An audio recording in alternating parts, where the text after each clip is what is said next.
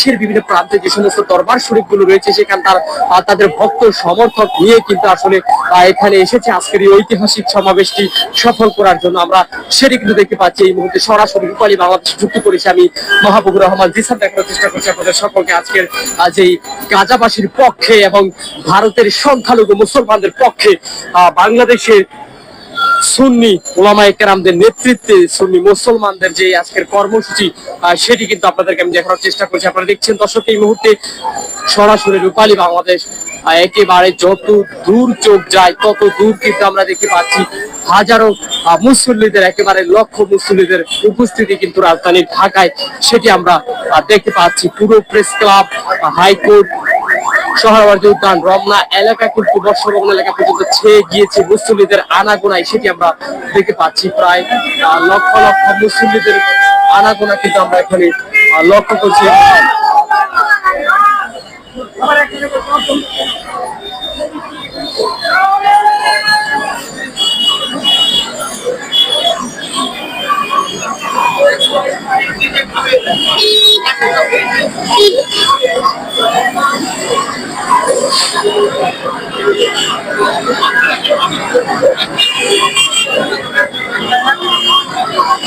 যেমনটি দর্শক আপনাদেরকে এর আগেই কিন্তু জানিয়েছিলাম, রাজধানী ঢাকায় গাজায় নিরীহ মুসলমানদের উপর ইসরায়েলি বাহিনীর বর্বরচিত হামলা এবং ভারতে সংখ্যালঘু মুসলমানদের উপর যে নির্যাতন, নিপীড়ন এবং কি বিতর্কিত মুসলমানদের অধিকার হরণের যেই ওয়াকফ আইন যেটি স্থগিত করা হয়েছে, তারা বলছেন স্থগিত নয় বরঞ্চ একেবারেই বাতিল করতে হবে এবং এই বাতিলের দাবি জানিয়ে কিন্তু আজকে আমরা দেখতে পাচ্ছি যে এই মুহূর্তে যেই সুন্নি ওলামায়ে কেরামদের নেতৃত্বে বিশাল বিক্ষোভ মিছিল কিন্তু আসলে শুরু হওয়ার কথা ছিল, যদিও সেটি সোহরাওয়ার্দী উদ্যানে অনুমতি না পাওয়ার কারণে জাতীয় প্রেস ক্লাবে সংক্ষিপ্ত সমাবেশের মাধ্যমে শেষ করেছে। আপনারা কিন্তু দেখতে পাচ্ছেন ইতিমধ্যে প্রায় পুরো রাজধানী কিন্তু ছেয়ে আছে মুসল্লিদের আনাগোনায়, সেটি আমরা দেখতে পাচ্ছি সরাসরি।